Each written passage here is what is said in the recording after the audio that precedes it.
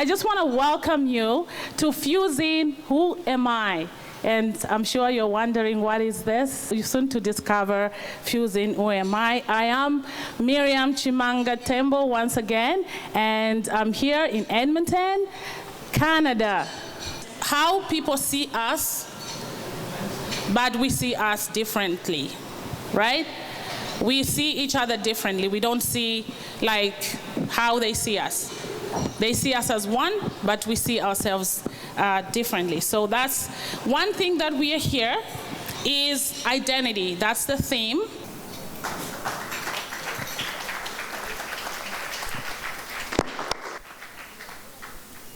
My question to you, and I'll start with Honorable Kesi Madu, is skin color the reference point of identity? I do not think so. Some people may think so, because again, many of us here comes from Africa, either directly or indirectly. So we are, by historical definition, Africans.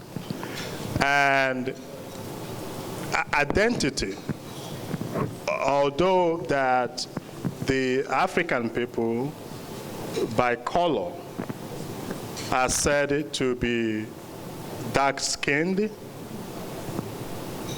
I don't believe that color ought to be the first reference point to define identity. And if you think about what this program is all about, fuse in, who am I? We have in Africa various shades of dark skin.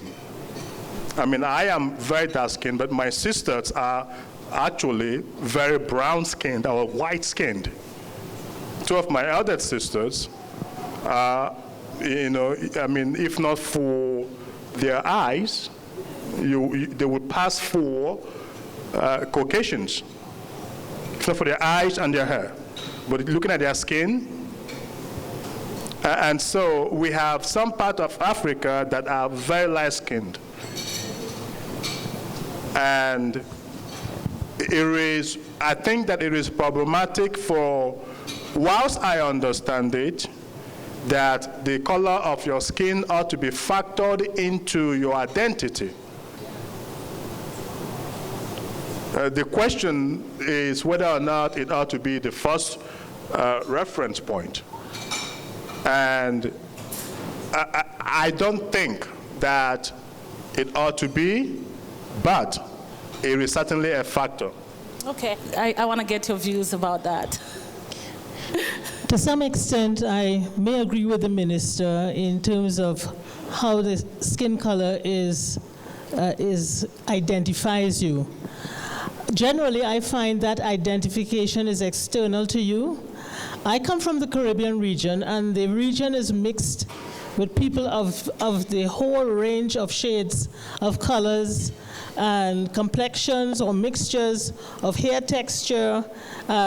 We have people called black Chinese. They're black like me, but they have Asian eyes. They're completely slit, and they have Asian names because of the colonial mixtures that we have experienced over the hundreds of years, whether we're Portuguese or French or Spanish. So sometimes our identity is not of our own making, but what was imposed on us. Now, very often we find that others identify us all as one. They don't recognize that when you say Africa, you mean a whole continent of over 1 billion people, of different countries that have their own issues that identify them separately. In our context in the Caribbean, we're so different. Some of us are French, as I said, some of us are Portuguese. There are Brazilians who are white, there are Trinidadians who are white, but they are identified as black when they are compared to whites in other European circumstances. So it has caused the lines to become blurred. So generally, that identification where we are carded because we are looked at by the police as black, by the immigration, they ask you to identify, okay, what are you? You're supposed to put black once you have one drop of what they call black blood. So the identifications we are forced to live with generally come from others. We are trying to find our own ways to identify who we are, what are our commonalities, what are our limitations. We have found coming from the Caribbean sometimes that when we encounter somebody else who is black, they ignore you, they turn in the other direction because they think that having been enslaved centuries ago, that we are so mixed that they don't consider us as pure anymore. So we have had that kind of discrimination expressed by people from our mother countries who think that we somehow, some other kind of people living in the Western world. So I'll stop there and pass it on, to continue the discussion. Yeah, I think you bring up a good point about a little bit of blood from the white, a little bit of blood from and then you are considered as black. What are your thoughts?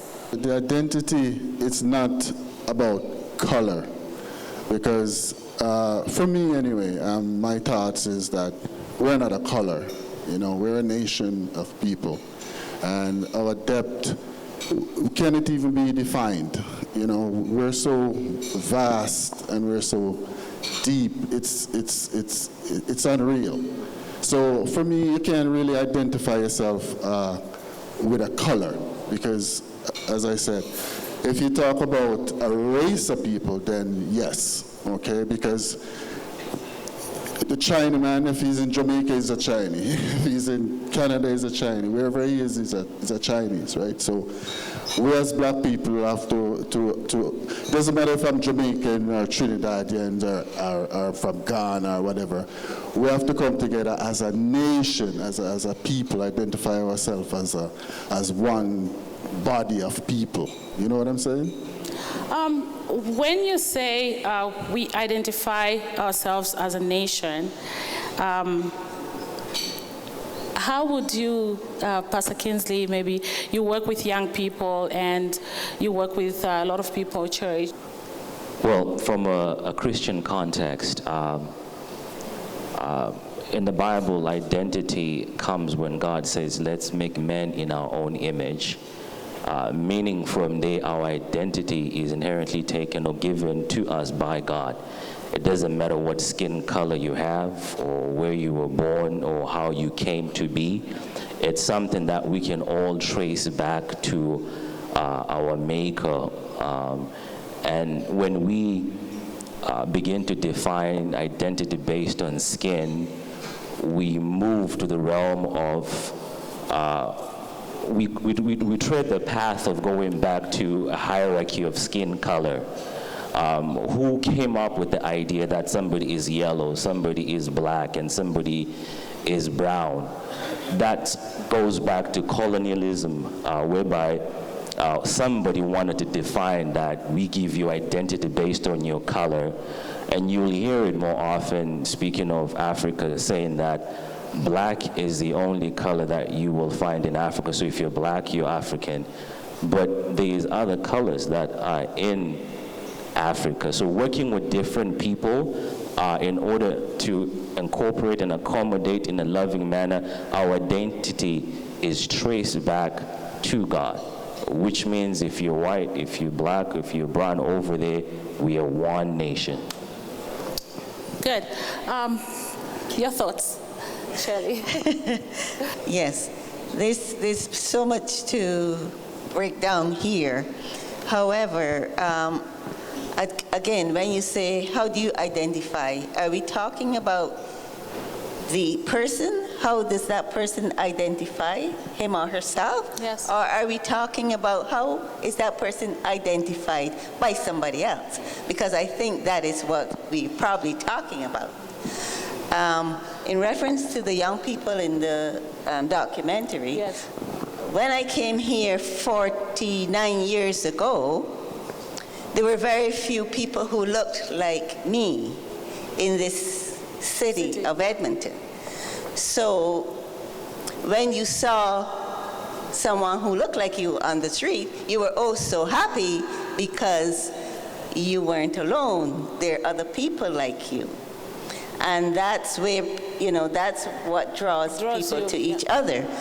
However, that's not what identifies the individual, because each of us have got so many experiences along the way that adds to who we are. That is how we identify ourselves. If someone came up and said to you, when you introduce yourself, you say your name, and then they expect you to say who you are, what you do you have a family, where do you live, who do you associate with? All of those things make a person. So to just base it on the skin color, no, because like my colleague here says, in the Caribbean, I'm from Barbados, and you can find all shades of white and all shades of black and all shades of pale in Barbados, because there are all kinds of people in Barbados. You have the slave descendants, you have the Portuguese, the British, the Spanish, the whoever were serenading through the Caribbean in years back. And so we have a mixture of people. So you cannot, I have a niece, my sister is married to an Englishman. In here, she's not white enough. And in Barbados, when they took her down, she went to school, she wasn't black enough. So where does that girl fit in? Okay? So I tend to not, I think if we want to empower our young people, then I think we need to educate them to think about who they are themselves. Do not let anyone pigeonhole you. You determine who you are by your own actions, by the way you live, and everything else. He wants to say something. I think also sometimes, in as much as we don't want to use skin color as an identity, there are certain shared experiences that we have based on our skin color.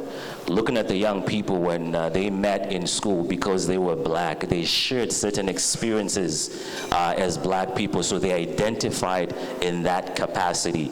So it's not, identity can be fluid in some sense, because the young people can experience that, but at the same time, you cannot lump everybody and say that your identity is this because of your skin color.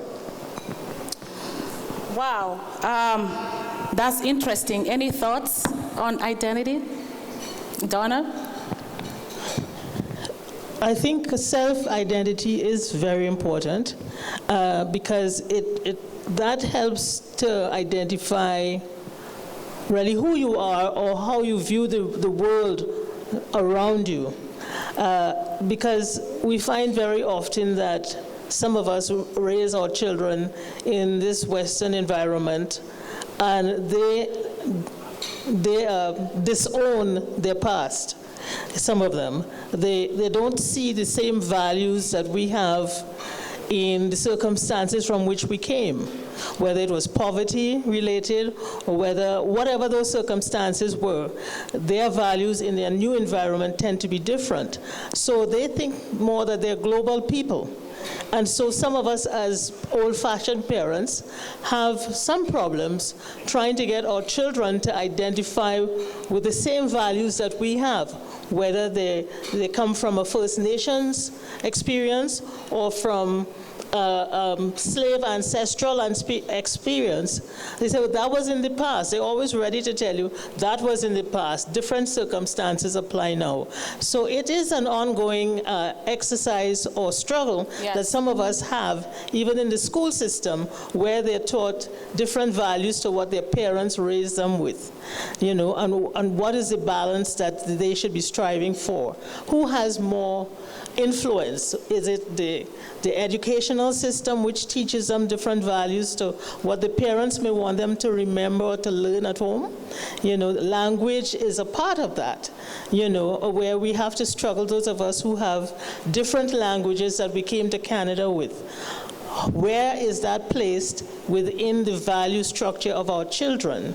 You know, some parents strive to make sure that some parents try to make sure that their children learn their mother tongue from the home country, whether it's Chinese or whether it's some other language that is important for the continuation of communication with back home.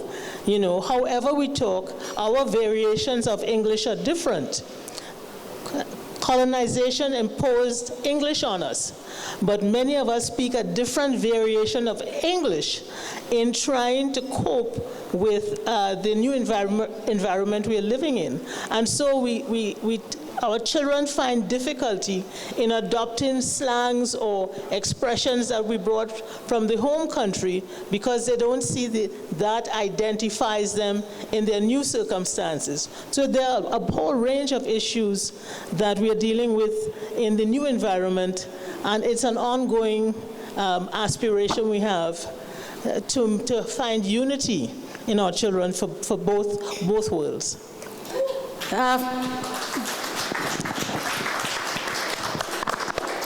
Mr. Kesimadu wants to say something. So obviously, I agree with all of the things that have been said by my colleagues here, but I just want to be clear.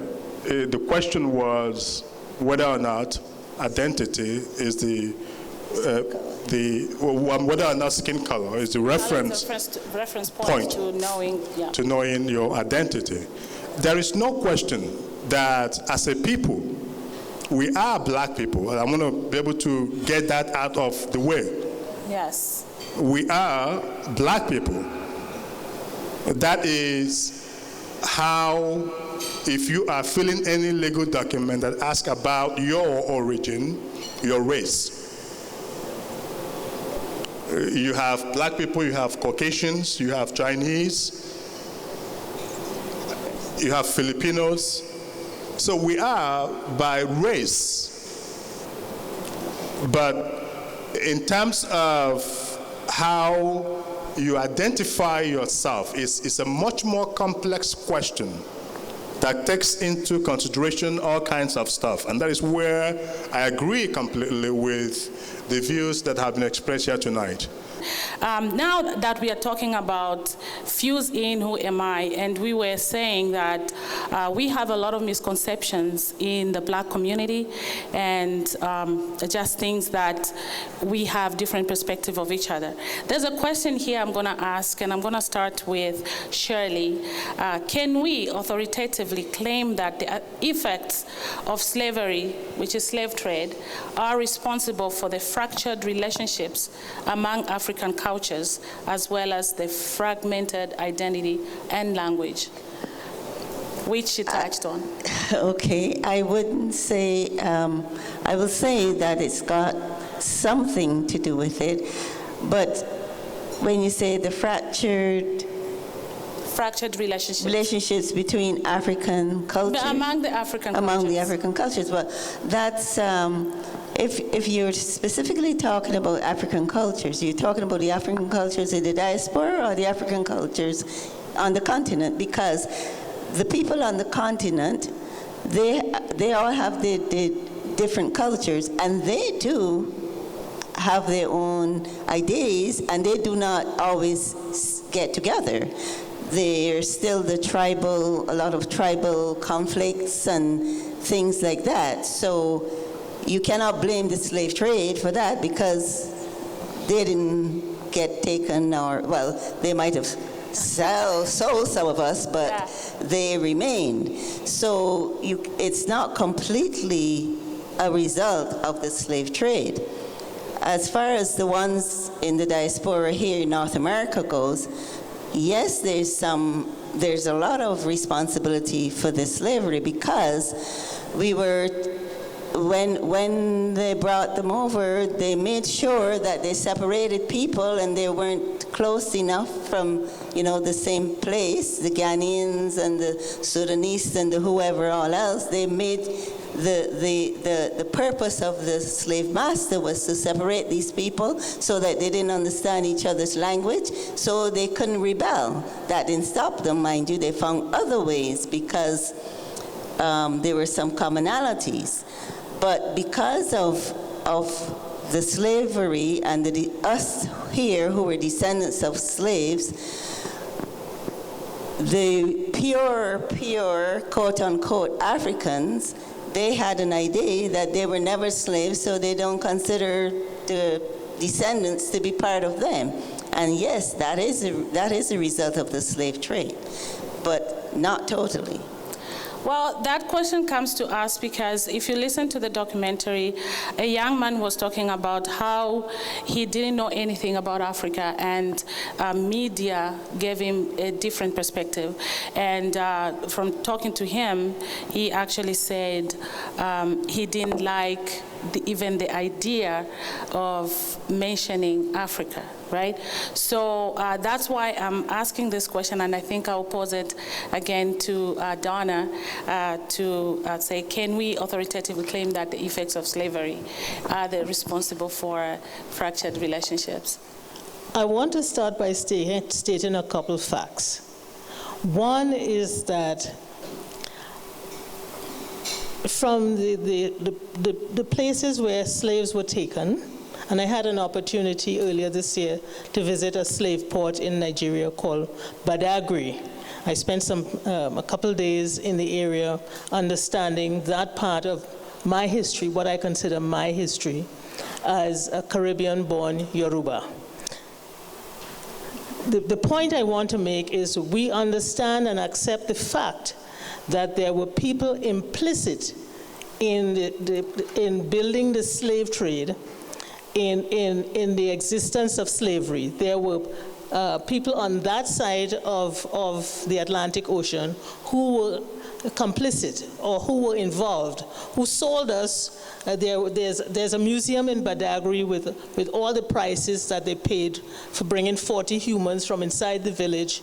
You get a little quart of whiskey, or you get an umbrella, or you get a plate, or whatever they paid for capturing their own relatives and friends and bringing them to the coastline to be sold. We accept that fact, that hundreds of years ago, there were people who were Africans who were implicit or complicit in the sale and existence of slavery and the slave trade. However, those of us on the Western world, that is behind us. Nothing can change that fact. We're not seeking reparation. We are seeking to understand what our ancestral history is. So we don't see ourselves as being apart or fragmented from that part of our history. In fact, in Trinidad and Tobago, we've moved Discovery Day, which was the day Columbus arrived, and implanted that with Emancipation Day, the day that we celebrate in August, when slaves were emancipated from slavery. And if you look at anything on YouTube, you'll see that it's a big celebration that involves the whole island, from the prime minister to the smallest person. We put on our African garbs every August the 4th, and we dance in the streets and we celebrate our emancipation, because that is who we are. We are proud of that ancestral history, and we don't consider ourselves as being apart from that transpired in the past, that have contributed to creating the new people that live in the Western world. Because we are black, we are Trinidadians, Trinbagonians, but we are black. Right? We recognize that as part of ourselves, and we're proud of that. So that's how we celebrate, and so probably because we are Yoruba, we don't. Shout out to Yorubas in the house. In terms of our ancestry, we do not see fragmenting ourselves as going to create any advantages for us. Okay? Life goes on. Get over yourself, move on, and accept your future, and how are you going to control and develop a positive future for your families, for your countries, for your people. That's how we look at it. Very good point. Very good point, because we have to advance and empower ourselves. Minister, what can you say about the same?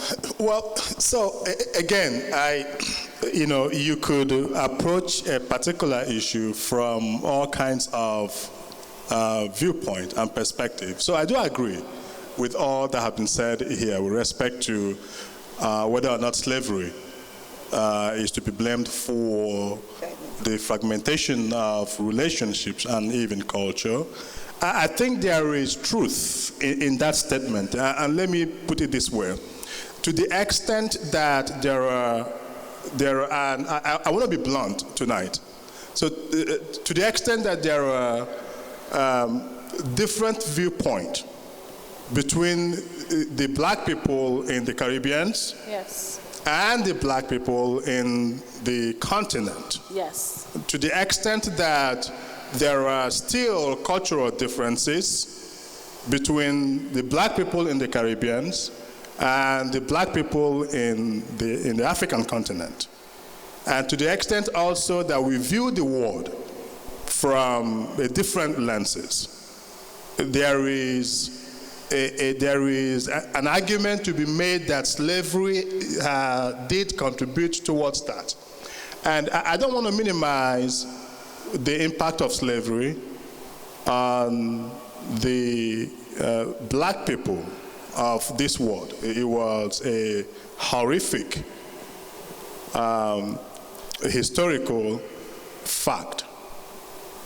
And think about it, there are Nigerians, as my sister here said, has traced her origin or ancestry to Yoruba land, who have no clue that their ancestors came from Nigeria.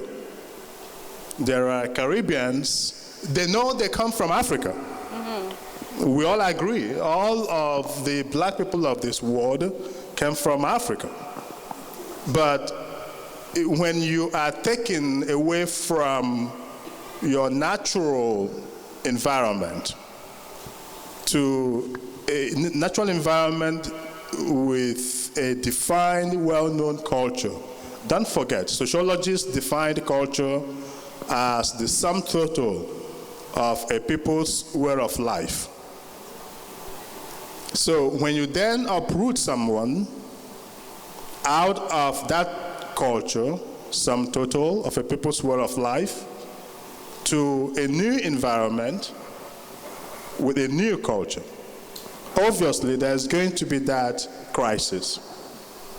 And to the extent that is true, obviously slavery has a place in that problem. But that said,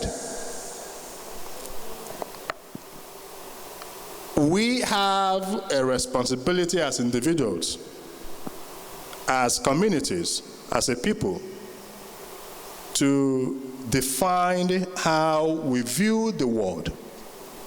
Slavery is a historical fact. Mm-hmm. Nobody denies, nobody questions that. I think that as we get into some of the questions you are going to ask, and my submission will be that we now have a better understanding of the world in which we live in.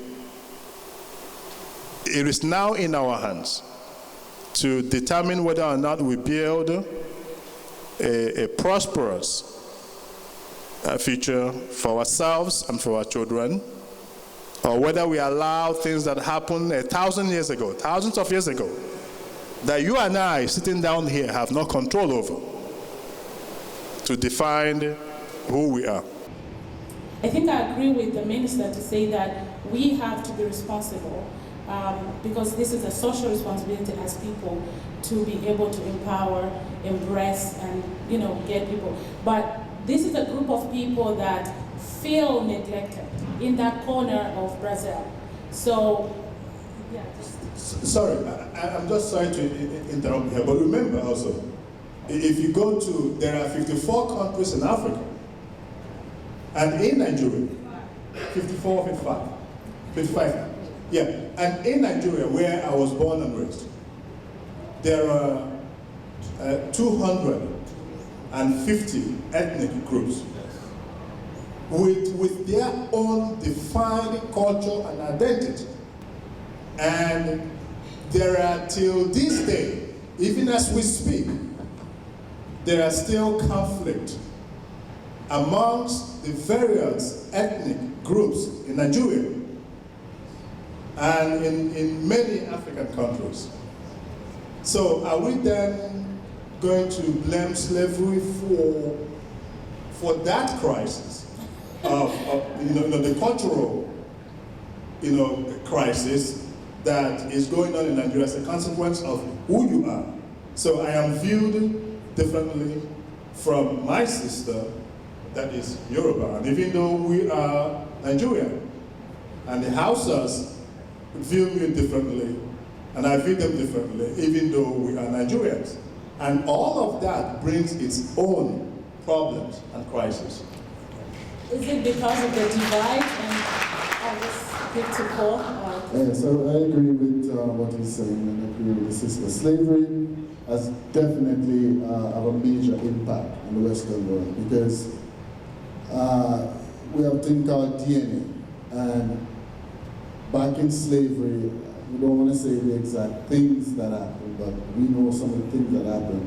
And when you see a mother and a father is there being handled a certain way, and the children see that, or it's happening to the man, and the wife see that, and he cannot help her, and the kids see the mother and the father cannot help, that has a major impact on the people and the psyche of the individual coming down through the generation.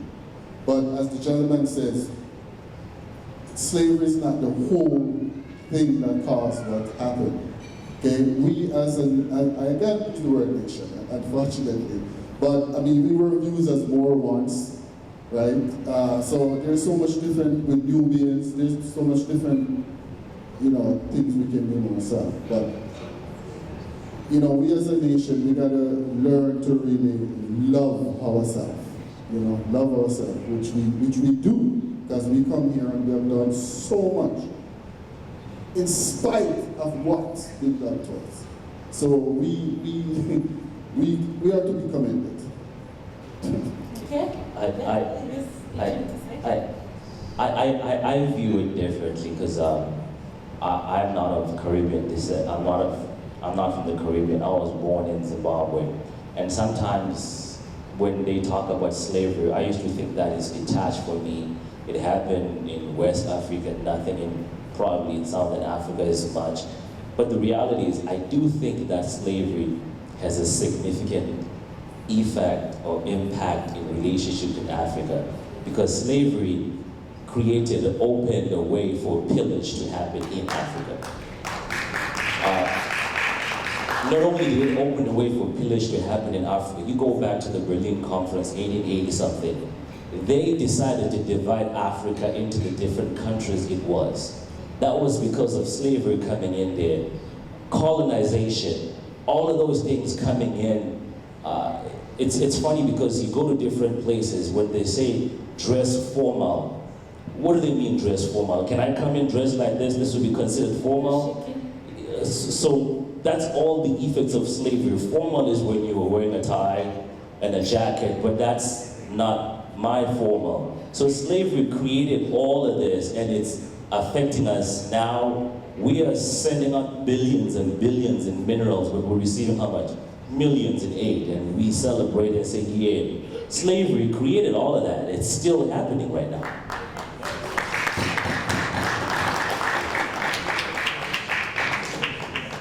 So, Shirley. I don't know that I can answer that, or I'm in a position to say whether Africa has done enough. What I will say is that it's up to all of us who are here to ensure that we, first of all, get to know the history and then pass it on to the younger generations, and then they in turn pass it on. So the responsibility is for us who are here to deal with that. I cannot say whether Africa has done enough or not, because I've never even been to Africa, I don't know. Yes. But the responsibility here for us in this country and in this environment is to know what we need to know and to pass that on to our children and grandchildren so that they understand and know when they stand up themselves to identify, they know what they're talking about, they know the history, they know how did they get to be in this country. That's what's important. That's great. So well said. Minister, as a politician, I will pose this question to you. How can diaspora reshape the continent of Africa? Good question. Two different things. It is very important that we understand those two concepts. Slavery had to do with the taking Africans from their homeland to the West.